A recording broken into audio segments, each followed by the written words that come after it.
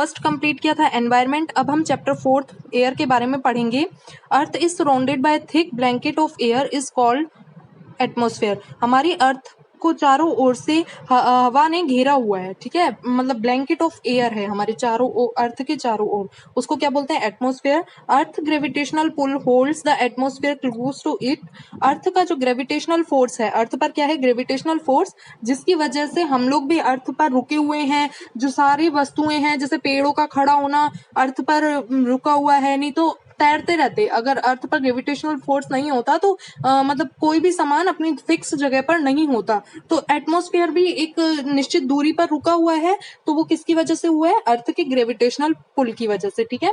Other planets and moons have little और no atmosphere at all.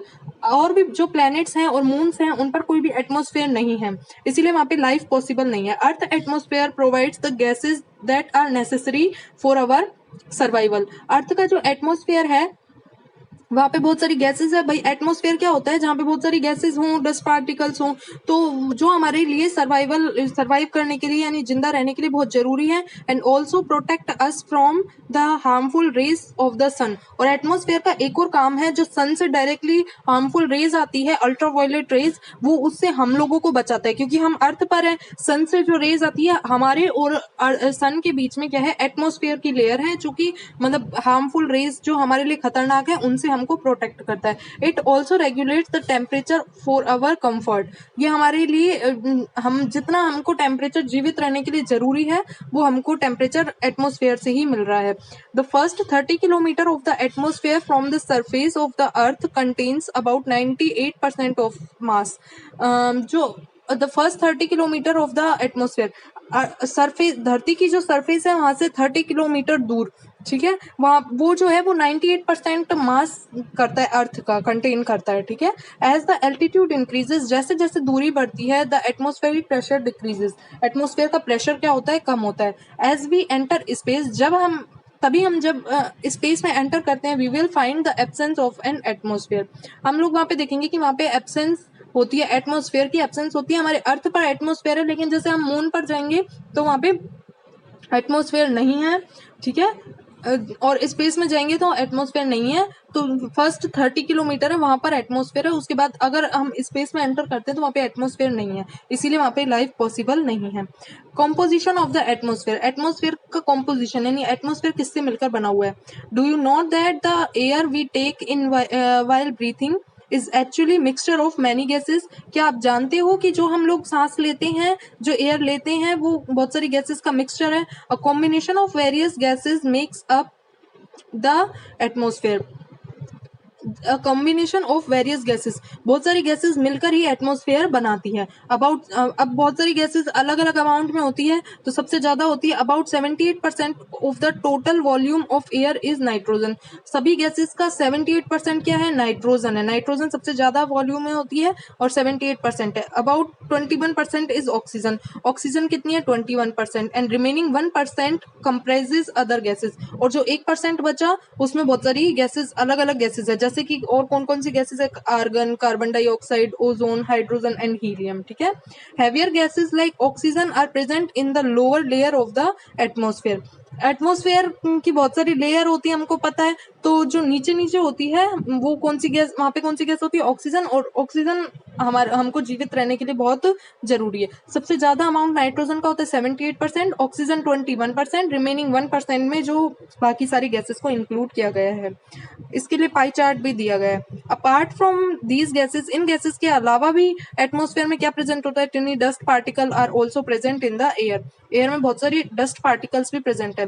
The pie chart gives you the present percentage of different constituents of air. एक pie chart दिया गया है, जिसमें pie chart में इसका diagram दिया गया है, ठीक है। The pie chart gives you the percentage of different constituents of air.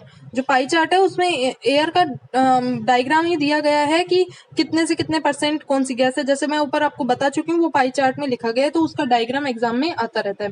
Nitrogen is the most plentiful gas in air. Air में सबसे ज्यादा गैस कौन सी है, नाइट्रोजन है। When we inhale we take some amount of nitrogen into our lungs. जब हम सांस लेते हैं तो हम लोगों को पता है कि हम ऑक्सीजन गैस लेते हैं, ऑक्सीजन गैस हमारे सर्वाइवल के लिए बहुत जरूरी है, लेकिन कुछ अमाउंट नाइट्रोजन का भी हमारी बॉडी में जाता है लंग्स में, एंड एक्सेल इट, और कुछ वापस भी निकलता है जब हम सांस को छोड़ते हैं। But plants need nitrogen for their survival, लेकिन प्लांट्स को जो बड़े होने के लिए, ग्रो करने के लिए नाइट्रोजन की बहुत जरूरी है। वैसे तो प्लांट्स जब सांस लेते हैं, जैसे हम सांस लेते हैं वैसे प्लांट्स भी सांस लेते हैं, तो कार्बन डाइऑक्साइड लेते हैं, लेकिन उनको ग्रो करने के लिए किसकी जरूरत होती है? नाइट्रोजन की। Nitrogen is essential for the survival of plants, तो प्लांट्स को सर्वाइव करने के लिए नाइट्रोजन बहुत जरूरी होता है। However plants can not absorb nitrogen directly from the atmosphere, जबकि प्लांट्स डायरेक्टली एटमोस्फेयर से एब्जॉर्ब नहीं कर सकते हैं नाइट्रोजन। कैसे एब्जॉर्ब करते हैं वो? Bacteria in the soil and roots of some plants take nitrogen from the atmosphere. हमारे जो एटमोस्फेयर में कुछ बैक्टीरिया हैं, और बैक्टीरिया सॉइल में नाइट्रोजन बहुत ज्यादा होती है, आपको पता है। तो बैक्टीरिया जो होते हैं वो सॉइल से नाइट्रोजन को लेकर प्लांट्स को देते हैं, प्लांट की रूट में देते हैं, और प्लांट्स ऐसे क्या करता जाता है? एब्जॉर्ब करता जाता है उस नाइट्रोजन को, और ग्रो करता जाता है। इस तरीके से लेता है, टेक करता है, and change it from the uses of plant, और इस तरीके से प्लांट्स इसको क्या करते हैं? यूज करते हैं। Oxygen is second most plentiful gas in the air. Second number पर जो सबसे ज्यादा गैस है वो कौन सी है? ऑक्सीजन है। Humans and animals take oxygen from the air as they breathe. Human और एनिमल्स क्या करते हैं? ऑक्सीजन लेते हैं जब वो क्या करते हैं? ब्रीथ करते हैं, सांस लेते हैं, हमको पता है। Green plants produce oxygen during photosynthesis, और ग्रीन प्लांट्स क्या करते हैं जब सांस लेते हैं? Respiration. Green plants produce oxygen during photosynthesis. हमको पता है, देखो प्लांट्स की जो रेस्पिरेशन प्रोसेस होती है और ह्यूमंस की रेस्पिरेशन प्रोसेस दोनों की अलग अलग होती है। तो प्लांट्स में जो रेस्पिरेशन प्रोसेस होती है उसको फोटोसिंथेसिस बोलते हैं। तो जब प्लांट्स की फोटोसिंथेसिस प्रोसेस होती है, यानी कि रेस्पिरेशन प्रोसेस में, वो ऑक्सीजन को प्रोड्यूस करते हैं और कार्बन डाइऑक्साइड को टेक करते हैं। In this way oxygen content in the air remains constant. इस तरीके से जो ऑक्सीजन होती है वो एयर में कांस्टेंट बनी हुई होती है। अगर सिर्फ उसका यूज करें और वो प्रोड्यूस नहीं करें उसे प्लांट, तो क्या हो जाएगा? इनका बैलेंस खराब हो जाएगा। तो हम लोगों को इसलिए प्लांट्स को नहीं कट करना चाहिए। अगर हमने प्लांट्स को कट कर दिया तो ऑक्सीजन हमको नहीं मिल पाएगी, और हम लोगों को ऑक्सीजन नहीं मिल पाएगी तो हम लोग सर्वाइव नहीं कर सकेंगे। If we cut trees then this balance get disturb. तो अगर प्लांट्स को कट कर दिया तो ऑक्सीजन की क्या हो जाएगी? कमी हो जाएगी, और ये जो बैलेंस है वो क्या हो जाएगा? डिस्टर्ब हो जाएगा। इस तरीके से हम लोगों को प्लांट्स को कट नहीं करना चाहिए। आज हमने पढ़ा है कॉम्पोजिशन ऑफ एयर, और एयर के बारे में थोड़ा पढ़ा है। नेक्स्ट टर्न पर हम इस चैप्टर को आगे बात करेंगे, इस चैप्टर को आगे बढ़ाएंगे, डिस्कस करेंगे। तो आपको इतना रीड करके देखना है, क्लास 7th। Thank you. अगर आपको कुछ भी प्रॉब्लम हो तो यू कैन डिस्कस मी।